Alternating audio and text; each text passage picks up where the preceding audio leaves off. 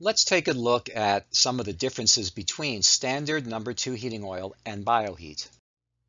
There are different ASTM standards for number 2 oil and B100.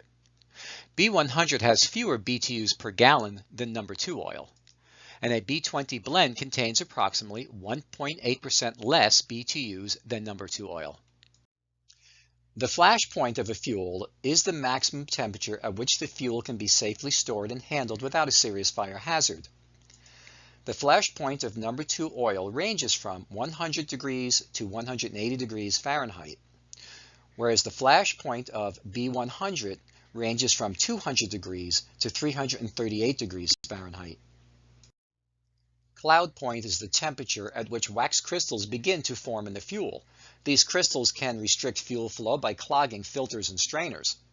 Now, ASTM does not list a cloud point specification for heating oil, but typically the cloud point for number 2 oil is 10 to 15 degrees Fahrenheit. A B20 blend would typically be 15 to 25 degrees Fahrenheit, and the cloud point for B100 ranges from 32 to 63 degrees Fahrenheit.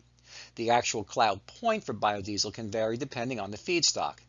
It is important to note that suppliers will be supplying blends that are appropriate for the markets they sell in. Viscosity is the thickness of a fuel and its resistance to flow. The higher the number, the thicker the fuel, and the higher its resistance to flow.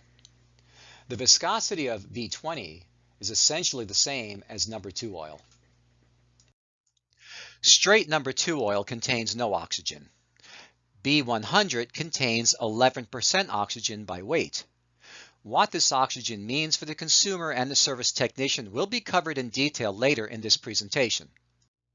Due to the differences between number 2 oil and Bioheat, NORA and several manufacturers have invested a significant amount of time and money into research to determine whether or not Bioheat can be used with current equipment in the field. Let's take a look at some of these areas of concern and the results of the research that has already been completed. The intent of the research was, and continues to be, the safety and efficiency of oil heat equipment. The industry needs to be sure that oil heat equipment using Bioheat will not cause any health, safety, or performance issues. Those who will be working with Bioheat have several valid concerns that need to be addressed to ensure that they are confident the fuel will perform without adversely affecting their customers, themselves, or their heating system. Among the questions that will be addressed in this course are: what is the shelf life of Bioheat? How long will the fuel remain stable while in storage? Is Bioheat compatible with yellow metals such as copper and brass? Will the components of existing units in the field perform as required? How will pump seals, gaskets, and O-rings hold up to Bioheat? Does the fact that there is oxygen in Bioheat mean that oil burners will have to be adjusted each time a different blend is delivered to a customer's tank? How does Bioheat perform in cold conditions? Will the slightly lower BTU content of biodiesel affect the firing rate or increase fuel use? Will CAD cell primary controls be able to see a biofuel flame? Will customers experience nuisance lockouts because the CAD cell cannot see the flame? Fuel units sometimes stop working because sticky residues clog up the gears. Will Bioheat make this situation worse?